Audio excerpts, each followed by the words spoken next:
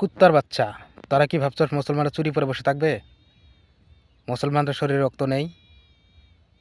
একবার বাবরি মসজিদ ভাঙছস, কিছু বলা হয়নি, এবার ভাঙতে যাস।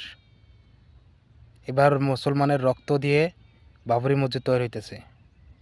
বাবরি মসজিদ তো দূরের কথা, বাবরি মসজিদের একটা ইট খুলে দেখার দম আছে যদি। তোদেরকে আমরা সম্মান করি, কিন্তু এই বলো না যে ঘাড়ে উঠে নাচবি। আমরা চাই হিন্দু মুসলিম এক হয়ে থাকতে, কিন্তু তোরা সেটা চাস না কেন? ভারতবর্ষটা তোদের যতটুকু অধিকার আছে, আমাদের ততটুকু অধিকার আছে। যারা বাবরি মসজিদকে ভালোবাসেন এবং ইসলাম ধর্মকে ভালোবাসেন, তারা ভিডিওটা প্রচুর শেয়ার করবেন। দেখি কার কতটুকু দম আছে এবার বাবরি মসজিদ রক্ষা করার জন্য। আমাদের মুসলমান ভাইরা কতটুকু আছে তাই দেখে নেব এই ভিডিওর জরিয়তে। ধন্যবাদ।